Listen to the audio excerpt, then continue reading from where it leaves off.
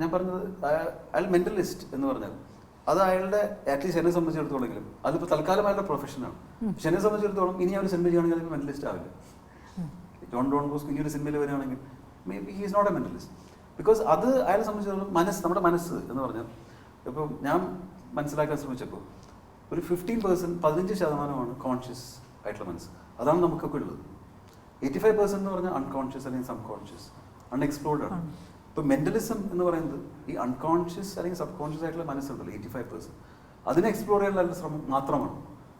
അതൊരു ചെറിയ ആസ്പെക്റ്റാണ് അയാളുടെ. അതിനപ്പുറത്ത് അയാൾക്ക് ഒരുപാട് ശ്രമങ്ങളുണ്ട്.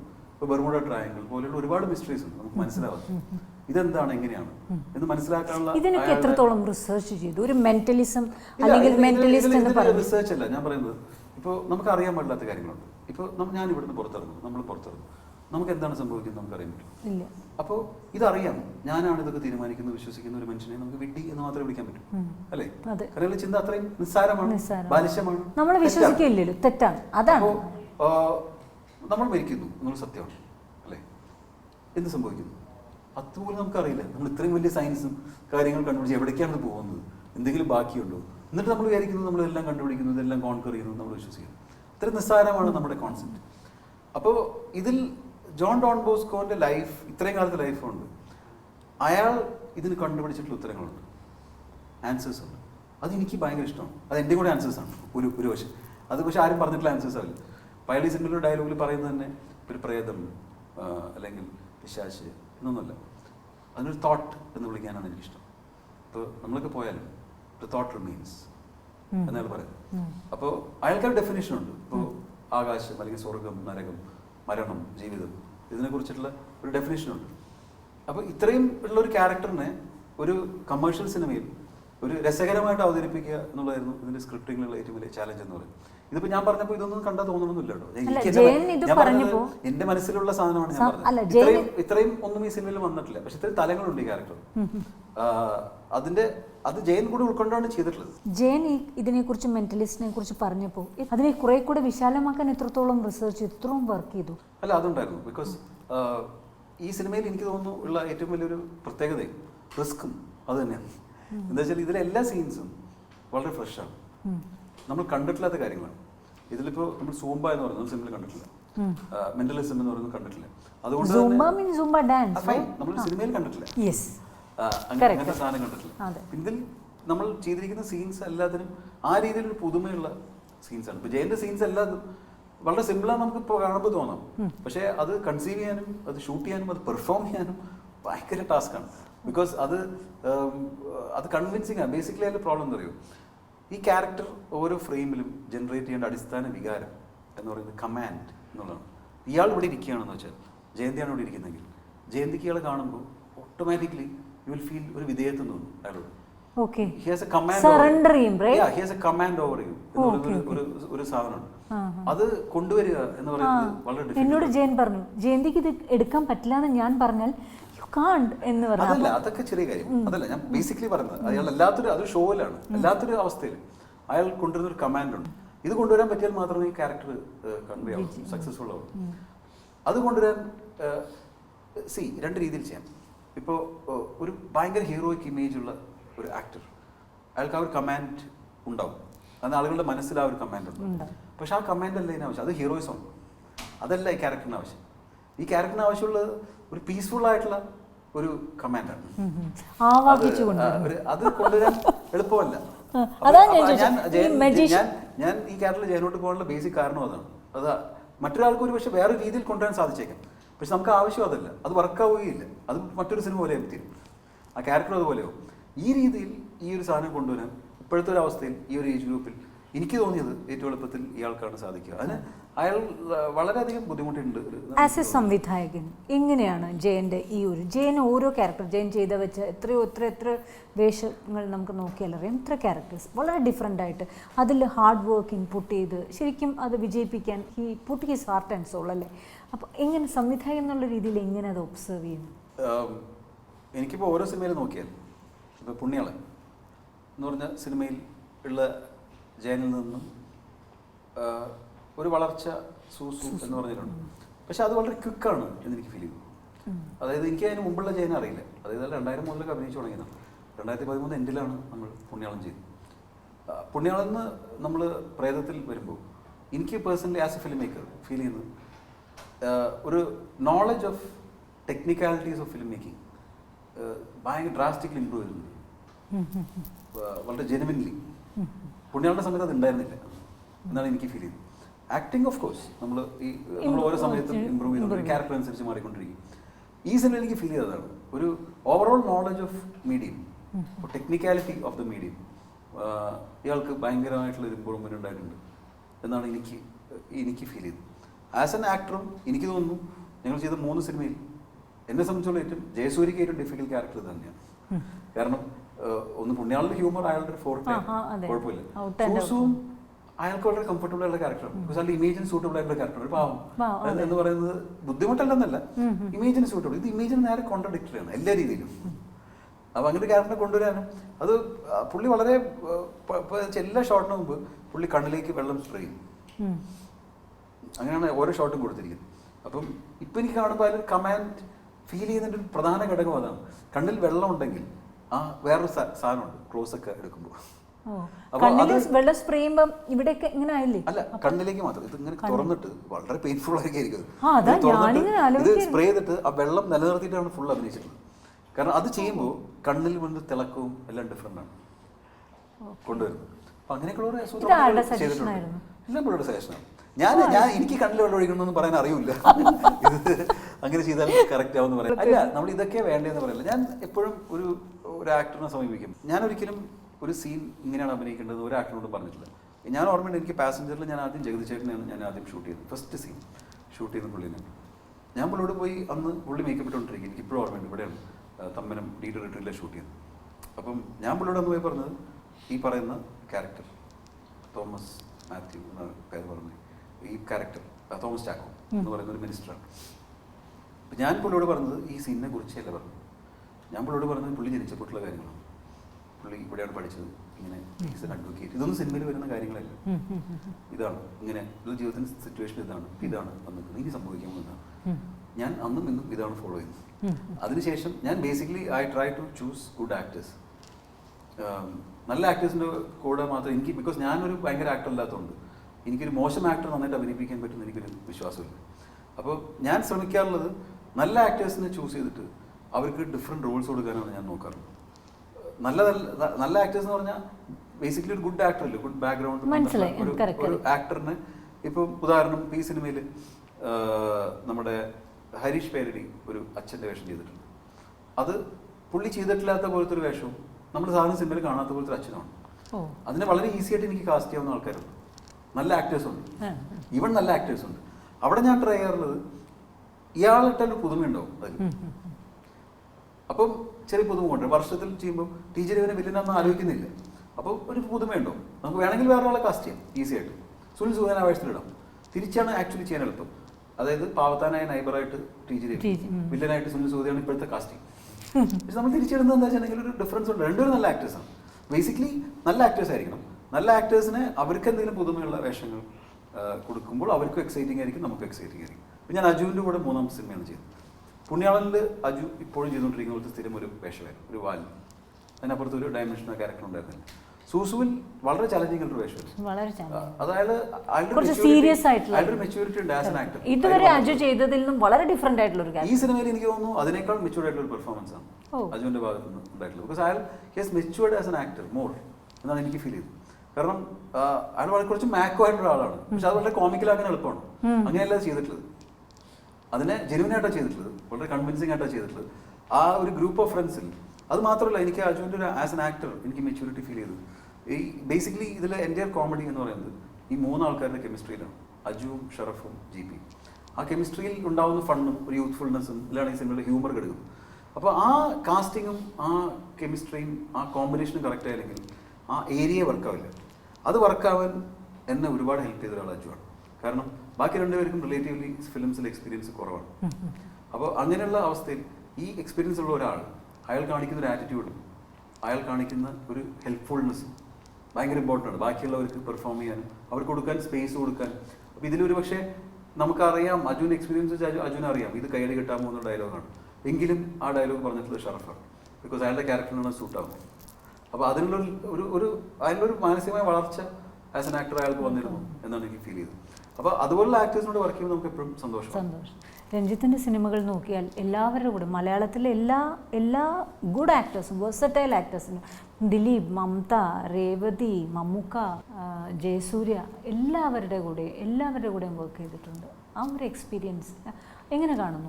ഞാൻ ബേസിക്കലി എന്താ പറയുക, ഞാനൊരു സിനിമയിൽ കാസ്റ്റ് ചെയ്യുമ്പോൾ ലീഡ് ആക്ടർ എന്നല്ല, ടോട്ടലി ഏതൊരു ആക്ടറിനെ കാസ്റ്റ് ചെയ്യും ഞാൻ ബേസിക്കലി നോക്കാറുള്ളത് രണ്ട് കാര്യങ്ങളാണ്. ഒന്ന്, how excited he's about the project, വളരെ ഇമ്പോർട്ടൻ്റ് ആണ്. രണ്ട്, ഞാൻ അയാളുമായിട്ട് എത്രമാത്രം കംഫർട്ടബിൾ ആണ്. തിരിച്ച് പൃഥ്വിരാജ് എന്ന വ്യക്തിയുമായിട്ട് ആദ്യമായി സംസാരിച്ചപ്പോൾ എത്രത്തോളം കംഫർട്ട്? ഇപ്പോഴും എനിക്ക് ഏറ്റവും കംഫർട്ടബിൾ ആയിട്ട് ഒരാൾ പൃഥ്വിയാണ്. ഏറ്റവും അടുത്ത സുഹൃത്തുക്കളാണ്. ഞാനിപ്പോൾ ഈ പ്രൊഡക്ഷൻ ഹൗസ് തുടങ്ങാൻ തന്നെ കാരണം പൃഥ്വിരാജാണ്. ഞാൻ അർജുനൻ സാക്ഷി എന്ന് പറഞ്ഞ സിനിമ കഴിഞ്ഞപ്പോൾ ഞാൻ വീണ്ടും ഒരു സിനിമ ചെയ്യണോ എന്നൊക്കെ പറഞ്ഞ് ആലോചിച്ചപ്പോൾ പൃഥ്വിയാണ് എന്നോട് പറഞ്ഞത് നമുക്കൊരു കമ്പനി തുടങ്ങണം എന്ന് പറഞ്ഞിട്ടാണ് ഈ കമ്പനി തുടങ്ങിയത്. അങ്ങനെയാണ് ഞങ്ങൾ വോളിയായിട്ട് ചെയ്തത്. നിങ്ങൾ പടങ്ങൾ ചെയ്തിട്ടില്ല, പക്ഷേ ഞങ്ങൾ വളരെ അടുത്ത സുഹൃത്തുക്കളാണ്. എനിക്ക് ഭയങ്കര കമ്മ്യൂണിക്കേറ്റ് ചെയ്യാൻ പറ്റുന്നൊരു വിഷയമാണ്. വളരെ പെട്ടെന്ന് ഒരു കാര്യം പറയുകയും മനസ്സിലാവാൻ പറ്റുന്ന ഒരാളാണ് പൃഥ്വിരാജ്. അപ്പം ഞാൻ നോക്കാറുള്ള അതാണ്, ഒരു സിനിമയിൽ നമ്മൾ കാസ്റ്റ് ചെയ്യുമ്പോൾ ഇത് രണ്ടും ശരിയായില്ലെങ്കിൽ ഞാൻ സിനിമ ചെയ്യാറില്ല. ഞാനിപ്പോൾ 7ാമത്തെ സിനിമയാണത്. ഞാൻ ഈ കാരണം കൊണ്ട് മാത്രം ആളുകൾക്ക് വെറും മണ്ടത്തരം തോന്നാവുന്ന ചെയ്യാതിരുന്നിട്ടുള്ള ഇതിന് 3 ഇരട്ടി സിനിമകളുണ്ട്. വലിയ വലിയ സിനിമകളായിരുന്നേനെ ചിലപ്പോൾ, പക്ഷെ അത് അങ്ങനെ ആയിരുന്നേനെ എന്നുള്ളതുകൊണ്ട് ചെയ്തിട്ടില്ല. ബിക്കോസ് എനിക്ക് ബേസിക്കലി ഇത് I should enjoy the process. Comfort zone ഉണ്ടെങ്കിലേ നമുക്ക് കംഫർട്ട് സോണിലൊക്കെ ഉപരി ഇത് എനിക്ക് ഇഷ്ടപ്പെട്ട എനിക്ക് ചെയ്യാൻ പറ്റും. ഈ സിനിമ ചെയ്തുകൊണ്ട് എനിക്കൊരു ഗുണമുണ്ടാവും എന്ന് ആലോചിച്ച് എനിക്ക് ചെയ്യാൻ പറ്റില്ല. അപ്പോൾ യൂഷ്വലി അത് തോന്നണം. അത് തോന്നാത്ത അവസ്ഥകൾ തീർച്ചയായിട്ടും ഉണ്ടായിട്ടുണ്ട്. അങ്ങനത്തെ അവസ്ഥ സിനിമ ഉണ്ടായിട്ടില്ല. എന്നെ ചെയ്യണ്ടേ എന്ന് വെച്ചിട്ടേ ഉള്ളൂ. അപ്പൊ അതിൽ റിഗ്രറ്റ് ചെയ്യാറുണ്ടോ? ഇല്ല, അത് ഒരു വിധിയുണ്ട്. ഇത് ഉണ്ടാവാനുള്ള സിനിമകൾ ഉണ്ടാവും. ഇപ്പം ഞാൻ ഒരു സിനിമ ചെയ്യണം എന്ന് വെച്ചിട്ടാണ് സിനിമയിൽ വന്നത്. ഞാൻ പാസഞ്ചർ മാത്രമേ ചെയ്യാൻ ആഗ്രഹിച്ചിരുന്നു. 7 സിനിമ ചെയ്തില്ല. അപ്പം എല്ലാം 6 സിനിമ ബോണസാണ്. അപ്പം ഇനി എന്ത് കിട്ടിയാലും ബോണസാണ്. അപ്പോൾ റിഗ്രറ്റിൻ്റെ പ്രശ്നമേ ഒതുക്കുന്നില്ല. ഇന്ന് സിനിമയിലേക്ക് ഒരുപാട് യുവാക്കൾ കയറി വരുന്നുണ്ട്. നമുക്ക് ചെയ്യണം, അപ്രോച്ച് ചെയ്യണം, സത്യസന്ധമായി വിചാരിക്കുകയും അത് ഫോക്കസ് ചെയ്യും, അതിലോട്ട് യാത്ര തിരിക്കുകയും ചെയ്താൽ ആൽക്കെമിസ്റ്റ് പറയുന്നത് നമ്മൾ വന്നാൽ സിനിമയിൽ നമുക്ക് കയറാൻ പറ്റും. വിദൂരത്തല്ല സിനിമ. പക്ഷേ രഞ്ജിത്ത് വരുമ്പോൾ ഒരുപാട് പുറകോട്ടല്ല, എന്നാലും എത്രത്തോളം റിസ്ക് ഉണ്ടായിരുന്നു, എത്രത്തോളം അടുത്തായിരുന്നു? അന്നും എന്നും ബുദ്ധിമുട്ടാണെന്നുള്ളതാണ് സത്യം. നമുക്കിത് അടുത്തുനിന്ന് കാണുമ്പോൾ അക്കരെ പച്ച എന്തോന്ന അവസ്ഥയാണ്. ഇന്നിപ്പോൾ സാധ്യത എന്ന് പറഞ്ഞാൽ എളുപ്പമൊന്നുമല്ല. ഇന്നൊരു സിനിമ ചെയ്യാന്ന് പറഞ്ഞാൽ എളുപ്പമൊന്നുമില്ല, ബുദ്ധിമുട്ടാണ്. അന്നത്തേക്കാൾ ബുദ്ധിമുട്ടാണെന്ന് പറയും. ബിക്കോസ് ഞാൻ പറയും, കാരണം അന്ന് അറ്റ്ലീസ്റ്റ് എന്നെ പോലെ ആൾക്കാർ കുറവായിരുന്നു എന്ന് പറഞ്ഞൊരു കാര്യമുണ്ട്. 100 പടം വരെ എല്ലാവരും ഫിലിം മേക്കേഴ്സായി. പിന്നെ ഇതിലൊരു ജെന്യൂൻ ആളെ കണ്ടെത്താൻ ആൾക്കാർക്ക് ബുദ്ധിമുട്ടായിരിക്കും. അന്ന് പിന്നെ എളുപ്പമായിരുന്നു. അപ്പോൾ ഞാൻ അന്ന് എഞ്ചിനീയറാണ് ജോലി എന്ന് പറയുമ്പോൾ ചെറിയ റെസ്പെക്റ്റ് ഒക്കെ ഉണ്ടായിരുന്നു. നല്ലൊരു അതാണ്. അപ്പോൾ അത് എളുപ്പമല്ല. ഇന്ന് കൂടുതൽ ഡിഫിക്കൽട്ടാണെന്ന് എനിക്ക് തോന്നുന്നു. ഇതിൽ ആകെ കാര്യം എന്താണെന്ന് വെച്ചാൽ എനിക്ക് തോന്നിയിട്ടുള്ളത് ഒരു ആക്ടറുടെ കൂടെ നമുക്ക് കിട്ടുന്നത് നമ്മളൊരു സ്റ്റാറിനെ വെച്ചാണ് സിനിമ ചെയ്യാൻ. ഇപ്പോൾ അത് മാറുന്നു. ഇപ്പോൾ കൂടുതൽ അത് വളരെ പോസിറ്റീവായിട്ടുള്ള ഒരു ഓഫ് ലൈറ്റ് വളരെ റിയലിസ്റ്റിക് ആയിട്ടുള്ള ചെറിയ സിനിമകൾ പുതിയ ആൾക്കാരെയൊക്കെ വെച്ചിട്ട് തിയേറ്ററിൽ റിലീസ് ചെയ്യാനുള്ള സാധ്യത ഉണ്ടാവുകയും അത് ചെറിയ രീതിയിൽ വിജയിക്കുകയും ചെയ്യുന്നത് വളരെ പോസിറ്റീവായിട്ടുള്ള കാര്യമാണ്. എത്രത്തോളം നിലനിൽക്കുമെന്നല്ല, അതും ആവശ്യമാണ്. അത് മാത്രമായാലും കുഴപ്പമാണ്, പെട്ടെന്ന് ആൾക്കാർക്ക് എടുക്കും. അങ്ങനത്തെ സിനിമകളും വേണം. അതിനോടൊപ്പം തന്നെ താരങ്ങൾ അഭിനയിക്കുന്ന സിനിമകൾ വേണം, മസാല സിനിമകൾ വേണം, എക്സ്പെരിമെൻ്റൽ ഫിലിംസ് വേണം, നമുക്ക് ഫാൻറ്റസി ഫിലിംസ് വേണം. ഇതെല്ലാം കൂടി ഉണ്ടാകുമ്പോഴാണ് ഇതൊരു ഇൻഡസ്ട്രി പൂർണ്ണമാവും. ഈ അന്നത്തെയും ഇന്നത്തെയും ആൾക്കാരെ കുറിച്ച് നോക്കിയാൽ, എന്നെ സംബന്ധിച്ച് നോക്കിക്കഴിഞ്ഞാൽ ഞാൻ പറഞ്ഞാൽ ഞാനതിൽ കുറേ കൂടി ഫോക്കസ്ഡ് ആയിരുന്നു എന്നെനിക്ക് തീർച്ചയായിട്ടും പറയാൻ സാധിക്കും. കാരണം ഞാൻ ഈ 2003 ഞാൻ പാസഞ്ചറിൻ്റെ ഒരു ഫസ്റ്റ് ഡ്രാഫ്റ്റ് എഴുതും. 2003 എഴുതിയിട്ട് 2009 ആ സിനിമ ഉണ്ടാവും. അപ്പോൾ ഈ 6 വർഷം എനിക്ക് സ്ട്രഗിൾ എന്ന് പറയുന്ന ഒരു സെക്കൻഡിൽ പോലും ഫീൽ ചെയ്തിട്ടില്ല. ബിക്കോസ് അത് സ്ട്രഗിൾ ആയിരുന്നില്ല. ഇപ്പം ഞാൻ ഒരുപാട് പേരെ കാണുകയും ഇത് ഒരു സിനിമയില്ല, അത് കൊള്ളത്തില്ല എന്ന് പറഞ്ഞ ആൾക്കാരോട് പോലും എനിക്ക് അവരോടെ വിഷമം തോന്നിയില്ല. Because they have missed out on A chance എന്ന് എനിക്ക് തോന്നിയിട്ടുള്ളൂ. അല്ലാതെ എൻ്റെ ഒരു കുഴപ്പമുണ്ടെന്ന് എനിക്ക് തോന്നിയില്ല. Because I was so sure about the film. അത് സംഭവിക്കണം എന്നേ ഉണ്ടായിരുന്നുള്ളൂ. റൈറ്റ് ആളിൽ എത്തണം, അത് സംഭവിക്കണം. അതിൻ്റെ ഒരു കാലതാമസം ഉണ്ടെന്ന് മാത്രമേ എനിക്ക് അന്നും തോന്നിയിട്ടുള്ളൂ. ആ ഫോക്കസ് ഇപ്പോൾ വരുന്ന എത്ര പേരിലുണ്ട് എന്നെനിക്ക് സംശയമാണ്.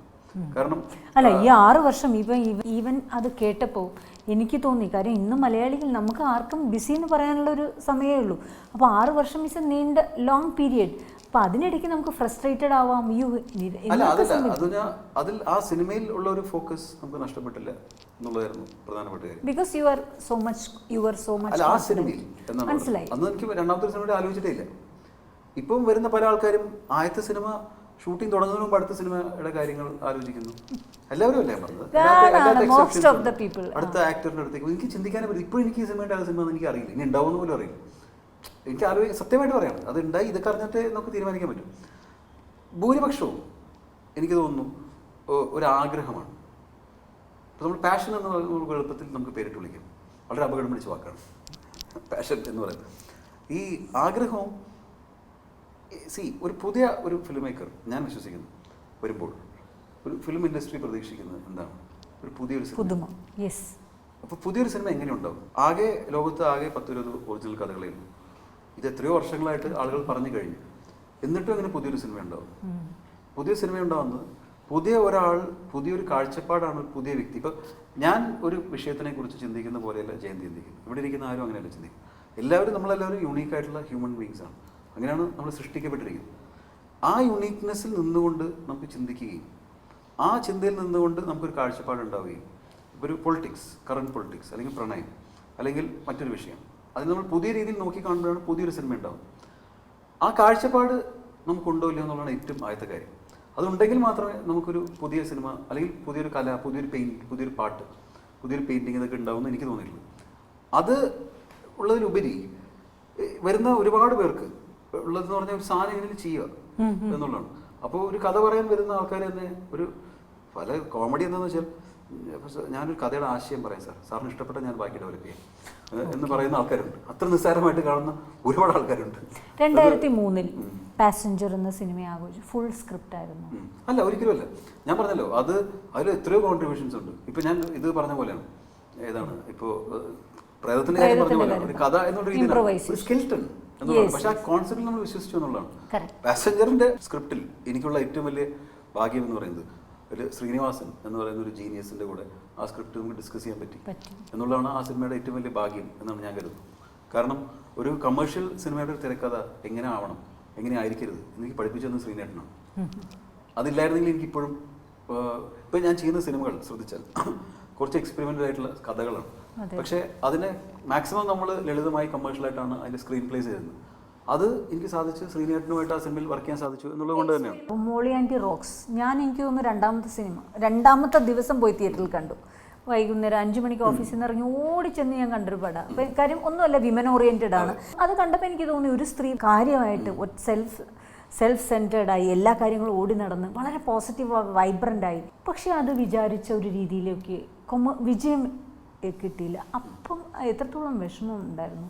കാര്യം ഞാൻ അതിന്റെ കൊമേഴ്സ്യൽ സക്സസ് അല്ല പറയുന്നത്. എനിക്ക് മോളി ആൻറ്റിയിൽ വിഷമം, ഒരേ ഒരു വിഷമം അന്നും ഇന്നും ആലോചിക്കുന്നു. കൊമേഴ്ഷ്യലി സിനിമ സക്സസ്ഫുൾ ആയിരുന്നു. ഞാൻ പൃഥ്വിരാജ് കൊണ്ടാണ് പ്രൊഡ്യൂസ് ചെയ്തത്. ഞങ്ങൾക്ക് നല്ല ലാഭം കിട്ടിയ സിനിമയാണ്. എന്താ കാരണം അറിയും, നമ്മളൊരു സിനിമ ഉണ്ടാക്കുമ്പോൾ ബേസിക് ആയിട്ടുള്ള അല്ല, കോമേഴ്സ് പറഞ്ഞാൽ വാട്ട് ഇസ് കോമേഴ്സ്, നിങ്ങൾ എന്ത് ഇൻവെസ്റ്റ് ചെയ്തു നിങ്ങൾക്ക് തിരിച്ചു കിട്ടി എന്നുള്ളതല്ലേ കോമേഴ്സ്. അത് ആ കൊമേഴ്സ് വെച്ച് നോക്കിയാൽ നമുക്ക് ലാഭമായിരുന്നു ആ സിനിമ. അതല്ല അതിന്റെ ഫിനാൻസ്, ആ രീതിയിൽ നമുക്ക് ലാഭമായിട്ടുള്ള സിനിമ. അതിന്റെ സ്വീകാര്യതയിലും നമുക്ക് അഭിപ്രായ വ്യത്യാസമൊന്നും ഉണ്ടായിരുന്നില്ല. കാരണം അതങ്ങനെ ബ്ലോക്ക് ബസ്റ്റർ ആവുന്ന ചെയ്തിട്ടുള്ള സിനിമയൊന്നുമല്ല. കാരണം മോളി ആൻറ്റി റോക്സ് എന്ന് പറഞ്ഞൊരു പേരിടുമ്പോൾ തന്നെ നമുക്കറിയാം അത് എത്ര പേര് ഇപ്പോൾ ജയന്തിനെ പോലെയുള്ള ആന്റിമാർ കാണുമായിരിക്കും.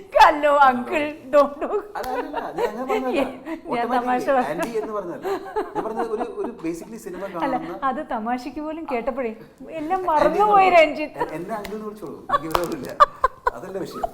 ഞാൻ പറഞ്ഞത് ഇപ്പോൾ സിനിമ കാണുന്ന ഭൂരിപക്ഷം പ്രേക്ഷകർ എന്ന് പറയുന്നത് ചെറുപ്പക്കാർ ഒരിക്കലും ഇടിച്ചു കയറി കാണാൻ പോകുന്നൊരു സിനിമയല്ല മോളി ആൻറ്റി റോക്സ് എന്ന് നമുക്കറിയാം.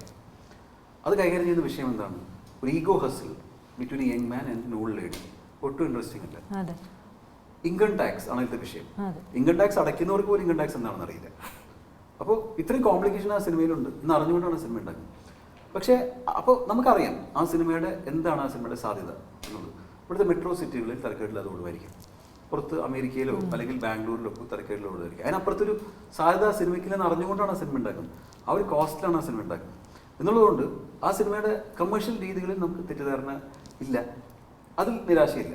എനിക്കതിൽ നിരാശ തോന്നിയത് ഞാൻ ആ സിനിമയെ ഇപ്പോഴും വിലയിരുത്തുമ്പോൾ എനിക്ക് തോന്നുന്നത് മലയാള സിനിമയിൽ അല്ലെങ്കിൽ ഇന്ത്യൻ സിനിമയിൽ തന്നെ കഴിഞ്ഞ ഒരു 10 വർഷത്തിനിടയിലൊക്കെ വന്നിട്ടുള്ള ഏറ്റവും സ്ട്രോങ് ആയിട്ടുള്ള ഒരു ഫീമെയിൽ പെർഫോമൻസ് ആ സിനിമയിലുണ്ടായിരുന്നു. അത് കണ്ടില്ല എന്നുള്ളതിലാണ് എനിക്ക് നിരാശയുള്ളത്. കാരണം ഇവിടുത്തെ ഒരു അവാർഡ് കമ്മിറ്റിയോ അല്ലെങ്കിൽ ഇവിടുത്തെ മറ്റ് രീതിയിലുള്ള ആൾക്കാരോ ആ ഒരു പെർഫോമൻസിന് കണ്ടില്ല എന്നുള്ളത് എനിക്ക് ഭയങ്കര നിരാശയാണ്. കാരണം എനിക്ക് തോന്നിയിട്ടുള്ള അഭിനയിച്ച് ഫലിപ്പിക്കാൻ വളരെ ഡിഫിക്കൽട്ടായിട്ടുള്ള റോളാണ് മോളിയാൻഡി. എന്നാൽ വളരെ ഇന്ത്യൻ വാല്യൂസുള്ള റൂട്ടഡ് ആയിട്ടുള്ള ഒരു കമ്മ്യൂണിസ്റ്റ് പശ്ചാത്തലമുള്ള ഒരു ഭയങ്കര കോൺട്രഡിക്ഷൻ ഉണ്ട് ആ ക്യാരക്ടർ. ഇൻകം ടാക്സിനെ കുറിച്ചുള്ള കോൺസെപ്റ്റ്, അതിനൊപ്പം തന്നെ ഒരു സാധാരണ പെണ്ണിനുണ്ടാവുന്ന ഒരു കുശിമ്പ്, അസൂയ, ഇതൊക്കെ ഉള്ളൊരു പെണ്ണാണ്. ദേഷ്യം, അങ്ങനെയൊക്കെ ഈഗോ, ഇതൊക്കെ ഉള്ളൊരു പെണ്ണാണ്. അപ്പോൾ അത് ഭയങ്കര ഡിഫിക്കൽട്ട് റോളാണ് അത് അഭിനയിച്ച് ഫലിപ്പിക്കുക എന്ന് പറയുന്നത്. നമുക്കെന്തോ നമ്മളുടെ ഇവിടെ പൊതുവായൊരു ധാരണ എന്ന് പറയുന്നത് അഭിനയം എന്ന് പറഞ്ഞാൽ വളരെ ഇൻറ്റൻസ് ആയിരിക്കും. ദാരിദ്ര്യം, കഷ്ടപ്പാട്, ഭർത്താവ് പലപ്പോഴും റേപ്പ് ചെയ്യപ്പെടുന്നു, അങ്ങനെയുള്ള സാധനങ്ങളാണ് അഭിനയം. ഇത് അഭിനയിക്കാൻ കുറച്ചുകൂടി എളുപ്പമാണെന്ന് എനിക്ക് തോന്നുന്നു. അഭിനയിക്കാൻ വിഷമം മോളിയാൻഡി പോലത്തെ റോളാണ്. അത് വേറെ ആൾ അഭിനയിക്കുമ്പോൾ നമുക്ക് വ്യത്യാസം. പ്രത്യേകിച്ചും മോളിയാൻഡിയെ പോലത്തെ ഒരു സ്ത്രീ എന്ന് പറഞ്ഞാൽ 100-ൽ 10 ഉണ്ടോ 5 ഉണ്ടോ എന്ന്. മറ്റേ കരയും മടിക്കുകയും മിടിക്കുകയും സങ്കടപ്പെടുകയും വിഷമിക്കുകയും ചെയ്യുന്ന സ്ത്രീകളാണ് 95%. അപ്പോൾ അതുപോലത്തെ ഒരു ഔട്ട്സ്റ്റാൻഡിംഗ് ഒരു പെർഫോമൻസിനോട് ആരും കണ്ടില്ല എന്നുള്ളത് മാത്രമാണ് മോളിയാൻഡിൽ എനിക്കുള്ള വിഷമം. ബാക്കി രീതിയിൽ ഞാൻ ഹാപ്പിയാണ്. ആക്ച്വലി പ്രേതത്തിന്റെ പുറകെ എത്ര ദിവസമായി രഞ്ജിത്ത് നടക്കുന്നു? കാര്യം സിനിമ റിലീസ് നമ്മളൊരു സിനിമ തുടങ്ങുന്നത് ഈ കഥ സിനിമയാക്കാൻ തീരുമാനിക്കുന്നിടത്താണ് ഇതിന്റെ വിധി തീരുമാനിക്കപ്പെടുന്നതാണ് എനിക്ക് തോന്നിയത്.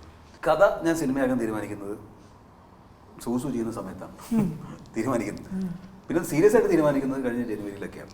അപ്പോൾ ജനുവരി മുതൽ ഞാൻ പുറകെയാണ്. ഇനി ഒരാഴ്ചയില്ല, ഇനി എനിക്ക് ഈ മാസം അവസാനം വരെയെങ്കിലും റിലീസൊക്കെ കഴിഞ്ഞ് അതിൻ്റെ പുറകെ ആവാനാണ് സാധ്യത. അപ്പോൾ അതോടെ പതുക്കെ ഡിറ്റാച്ച് ചെയ്തുകൊണ്ടിരിക്കുകയാണ്. അപ്പോൾ അത് ഡിറ്റാച്ച്ഡ് ആവണം എന്നുള്ളതാണ്. അതാണ് അതിൻ്റെ സ്വാഭാവികമായിട്ട് സംഭവിക്കുന്നത്. നമുക്ക് വേറെ എന്തെങ്കിലും ചിന്തിക്കാൻ പറ്റും. അത് സക്സസ് ആണെങ്കിലും ഫെയിലിയർ ആണെങ്കിലും രണ്ടും നമ്മുടെ തലയിൽ പോകാൻ പാടില്ല. എങ്കിലേ നമുക്ക് അതെ അതിൽ വിട്ട് അടുത്ത തീർച്ചയായിട്ടും അടുത്ത തോട്ടിലോട്ടും അടുത്ത യാത്രയിലോട്ടും. തോട്ട് എന്നുള്ളതല്ല, എന്താണ് സിനിമ തന്നെ ചെയ്യണമെന്നില്ല, എന്തെങ്കിലും കാര്യങ്ങൾ ചെയ്യാമല്ലോ. അതിനെക്കുറിച്ച് ആലോചിക്കാൻ ഫ്രീ ആയിട്ട് ഇരിക്കുകയാണെങ്കിലും. അതെ, അപ്പോൾ അത് ഇത്രയും സമയം കൂടെ ഇനി ഉണ്ടെന്നുള്ളൂ, ഒരു മാസം കൂടെ ഉണ്ടെന്നുള്ളൂ. ഒരു രഞ്ജിത്ത് ശങ്കറിന്റെ ഒരു ഡേ എന്ന് പറയുകയാണെങ്കിൽ എങ്ങനെയായിരിക്കും? എൻ്റെ ഒരു ഐഡിയൽ ഡേ എന്ന് പറഞ്ഞാൽ ഞാൻ രാവിലെ എഴുന്നേറ്റ് വെറുതെ ഇരിക്കുക, രാത്രി വരെ വെറുതെ ഇരിക്കുക. ഞാൻ ഇതാണ് സാധാരണ ചെയ്യുന്നത്. എനിക്ക് പ്രത്യേകിച്ച് യാതൊരു ബോറടിയില്ല. വെറുതെ ഇങ്ങനെ വീട്ടിലിരിക്കുക. അതിശയിപ്പിച്ചോട്ടോ, സീരിയസ്ലി ഞാൻ പറയാം. ഞാൻ സീരിയസ്ലി തന്നെയാണ് പറഞ്ഞത്. വെറുതെ വീട്ടിലിരിക്കുക, പ്രത്യേകിച്ച് ഒരു ബുക്ക് വായന ഇല്ല. ഞാൻ വളരെ വായന കുറവുള്ള ഒരാളാണ്. ടി വി കാണുമെന്ന് പറഞ്ഞാൽ ഭയങ്കര ആബ്സെന്റ് മൈൻഡാണ്. അങ്ങനെ എന്നെ ഫോക്കസ് ചെയ്ത് കാണിക്കുന്ന ടി വി പ്രോഗ്രാം വളരെ കുറവായിരിക്കും. എന്തെങ്കിലുമൊക്കെ ചുമ്മാ ടി വി എന്നെ അടുത്തിരിക്കുന്ന ആൾക്ക് പ്രാന്തം എന്തേ കാണിച്ചോണ്ടിരിക്കുന്നത്, ചുമ്മാ ബ്രൗസ് ചെയ്തോണ്ടിരിക്കുന്നത്, ഒന്നും കാണുന്നില്ല. അതുകൊണ്ടാണ് അതുമല്ല ശരി, എന്തെങ്കിലും ഗഹനമായിട്ട് നമ്മൾ ചിന്തിച്ചുകൊണ്ടിരിക്കുകയാണോ അതുമല്ല. ഇനി അതെങ്കിലും ആണെങ്കിൽ പിന്നെ സമാധാനം ഉണ്ടായിരുന്നു. അപ്പോൾ പ്രത്യേകിച്ച് ഒന്നും ചെയ്യാതെ എനിക്ക് ഒരു ദിവസം വെറുതെ ഇരിക്കാൻ ആരും ഇല്ലെങ്കിൽ ഞാൻ ഭയങ്കര എൻ്റെ കൂടെയൊക്കെ ട്രാവൽ ചെയ്യാന്ന് പറയുന്നത് ഏറ്റവും ബോറിംഗ് ആയിട്ടൊരു എക്സസൈസ് ആയിരിക്കും. കാരണം ഞാൻ ചിലപ്പോൾ ഒരു ദിവസം മുഴുവൻ എനിക്ക് വെറുതെ മിണ്ടിയില്ലെങ്കിൽ എനിക്ക് പ്രത്യേകിച്ച് ഞാനൊന്നും ചിന്തിക്കണമെന്നുണ്ടാവില്ല. പ്രത്യേകിച്ച് ഒന്നും മിണ്ടിയില്ലെങ്കിലും ഞാൻ ഹാപ്പി ആയിരിക്കും. എൻ്റെ കുട്ടികളൊക്കെ എന്നോട് പറയുമ്പോൾ ഇപ്പോൾ ഒരു യൂസ്ഡ് ആയി പറയുമ്പോൾ ഞാൻ കേട്ടോണ്ടിരിക്കണ്ടോ, അവർക്കറിയാം ഒന്നും കേൾക്കുന്നില്ല. കേൾക്കുന്നുണ്ടോ എന്നുള്ള ചോദിക്കും. നമ്മളത് വേറെ ചിന്തിച്ചിട്ടോ. എനിക്ക് ബേസിക്കലി വലിയ ടെൻഷനും ഇല്ല, എനിക്ക് വലിയ എക്സൈറ്റ്മെൻറ്റ്സും ഇല്ല, ഭയങ്കരമായിട്ടുള്ള ദുഃഖങ്ങളും ഭയങ്കരമായിട്ടുള്ള പേടികളും ഇല്ല. അപ്പോൾ കുറച്ചുകൂടി ബാലൻസ്ഡ് ആണ് എന്നാണ് എനിക്ക് തോന്നുന്നത്. അതാണ് എൻ്റെ അടിസ്ഥാനപരമായ ഐഡിയൽ ഡേ എന്ന് പറഞ്ഞാൽ വെറുതെ വീട്ടിലിരിക്കുന്ന ആവാനാണ് സാധ്യത. എനിക്ക് പുറത്തിറങ്ങാൻ പോലും ഇഷ്ടമില്ല. എനിക്ക് വണ്ടി ഓടിക്കാനൊന്നും ഒരു താല്പര്യമില്ലാത്തതാണ്. വൃത്തിയില്ലെങ്കിൽ വേറെ ഡ്രൈവർ ഇല്ലാത്തതുകൊണ്ട് ഓടിക്കേണ്ടി വരും. വണ്ടിയിലാണ് എന്നാണെങ്കിൽ വളരെ എളുപ്പത്തിൽ പറയാം. ഏതായാലും സിനിമ റിലീസായി ഹിറ്റാവട്ടെ, ഒരു ഹാട്രിക് വിജയം കേരളക്കരാകെ ആഘോഷിക്കട്ടെ. സിനിമ വിജയിക്കുന്നു പരാജയപ്പെടുന്നതിലുപരി എനിക്ക് തോന്നുന്നത് ഇത് ആളുകൾ ഓർത്തിരിക്കുന്ന ഒരു സിനിമയാവട്ടെ എന്നുള്ളത്. സിനിമയ്ക്ക് ലൈഫ് ഉണ്ടാവട്ടെ എന്നുള്ളത്. നമ്മളിപ്പോഴും മോളിയാൻഡിനെ കുറിച്ച് സംസാരിച്ചു. തീർച്ചയായും ആ സിനിമയ്ക്ക് ഇപ്പോഴും ലൈഫ് ഉണ്ട്. ഇപ്പോഴും ആൾക്കാർ സംസാരിക്കുന്നുണ്ട് ആ സിനിമയെ കുറിച്ച്. നമ്മൾ പാസഞ്ചറിനെ കുറിച്ച് സംസാരിക്കും, ചെയ്ത സിനിമകളിൽ എല്ലാത്തിനെ കുറിച്ചും സംസാരിക്കുന്നുണ്ട്. അതുപോലെ ഒരു സിനിമയാവട്ടെ എന്നുള്ളതാണ്. നമുക്ക് ഇട്ട പൈസയും തിരിച്ചു കിട്ടട്ടെ, അത്രയും ലിമിറ്റഡ് ആഗ്രഹങ്ങളേ ഉള്ളൂ. അല്ല, ഇത്തരം ഒരുപാട് അതിമോഹമില്ലാത്ത സംവിധായകർ എന്നും നിലനിൽക്കട്ടെ. Thank you so much.